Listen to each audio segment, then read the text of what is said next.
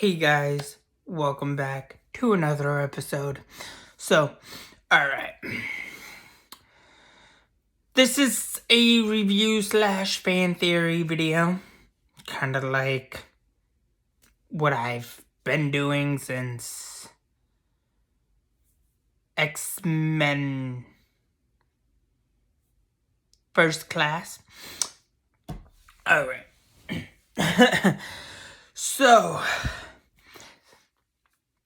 Spider-Man 1 with Tobey Maguire. I just finished watching Spider-Man 1 with Tobey Maguire, and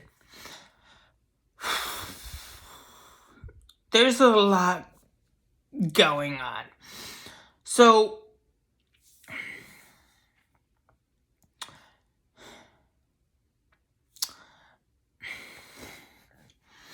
this movie is I've reviewed Spider-Man before, but not like this, because with this I'm placing the original trilogy in the Fox X-Men MCU-ish type timeline. So yeah. So we start off mid-year, like senior year of high school with the core cast. That is the Tobey Maguire Spider-Man. Mainly because in the first one, college has already started. They're in the middle of their first year of college on Thanksgiving, and that's the earliest we know of the Fox X-Men timeline post X-Men. Now, it does take place during the events of Mutant X, because Mutant X takes place slightly after the events of X-Men 1, and it coincides with the events of Spider-Man. Now, the reason I say this is because the evidence adds up. Mutant X came out in 2001. Spider-Man was filming during 2001.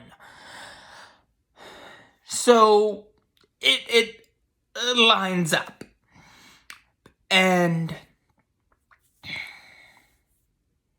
that's where I'm basing my evidence off of. Now, I could be mistaken. It could very well be the other way around. But with the edits and the cut scenes and the deleted scenes, I'm saying that with everything involving the edits, if we could just take out the edits and the cut scenes and everything else, we would have the events coinciding with each other. Now, I could be mistaken. I could be wrong. I mean, I could be wrong, I could be right, who knows? But I like this theory because it fits. And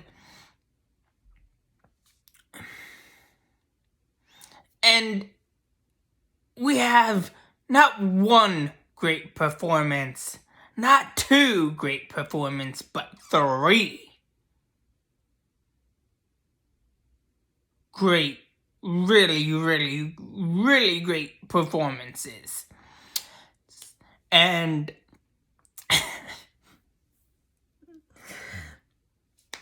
we have a lot of great performances in the trilogy. I'm talking about Bruce Campbell, Macho Man Randy Savage, William Dafoe, Tobey Maguire. Oh man, Tobey Maguire's Spider-Man is classic. Iconic, but classic. Now, oh man, I love this film. I love Spider-Man. I love this iteration of Spider-Man out of any other iteration. Well, except for one. I really do love the Japanese Spider-Man because technically that's what started the Power Rangers and Super Sentai. But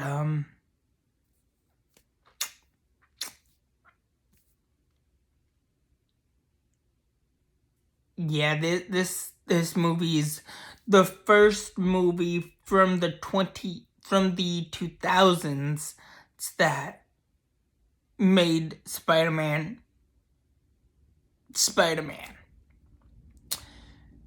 And without Tobey Maguire, we wouldn't have Andrew Garfield or Tom Holland or any other version of Spider-Man without Tobey Maguire leading the way, taking the charge, you know? And it's so quotable. Like, how can you not quote William Dafoe and say, "Godspeed, Spider-Man, Godspeed," or "I'll be back"? I mean, how can you not, you know? It's a lovely, lovely movie. Now, where it takes place, I would place it. It takes place during. The first part takes place during. The first half takes place in 2002, which would be the early 2000s or early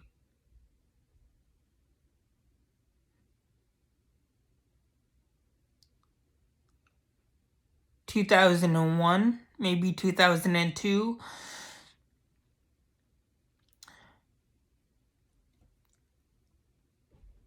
Or maybe early 2000.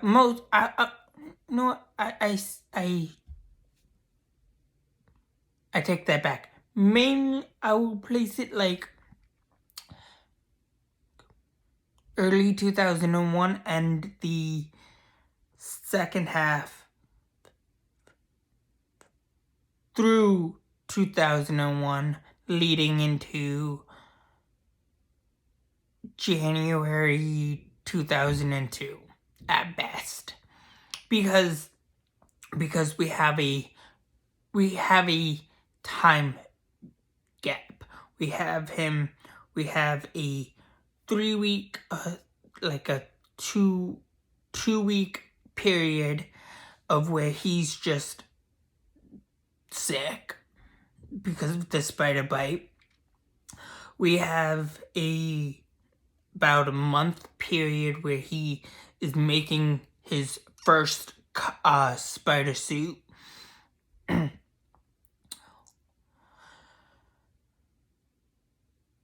And then we have a few month period where he's taking out the bad guys and whatnot. And then we have about another month period where he first encounters the Green Goblin and fights the Green Goblin for round after round. And then we have about another few month period where he's inactive, which could be where Mutant X takes place, or the events of Mutant X. Within that time span, Mutant X is around and kicking, and the X-Men have already had their big battle, so they're like they're getting ready for the next school year, mutant school year, and teaching those kids about their powers and how to adapt their powers and their abilities. And Mutant X is happening within that time span, so anything's possible. And I will touch upon Buffy and Angel pretty soon, but I just wanted to make this theory and say that yes, Spider-Man with Tobey Maguire does in fact take place in the Fox X-Men timeline, or the Fox X-Men MCU timeline, because of the events that transpire and that we have seen. And it does take place during Mutant X. And approximately a year after the X-Men came back from their 8-year retirement or inactivity because of what happened in 1992, which is the first occurrence of Dark Phoenix, and we see that kind of be skewed a little bit by a different perspective of what happened. So technically 1986 never really happened, or how one memory remembers, it's not really how it is. It's just one skewed memory of what could have happened. But if we're looking at things in a big picture perspective, 1983 would be the best year,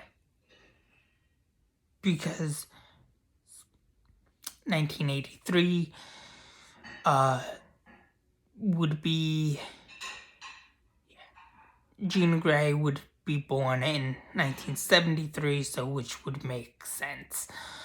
So it's just one perspective that we failed to realize. But anyways, that's all I have for you guys so far for right now. Please like, share, subscribe, and have a good day. Thanks. Bye.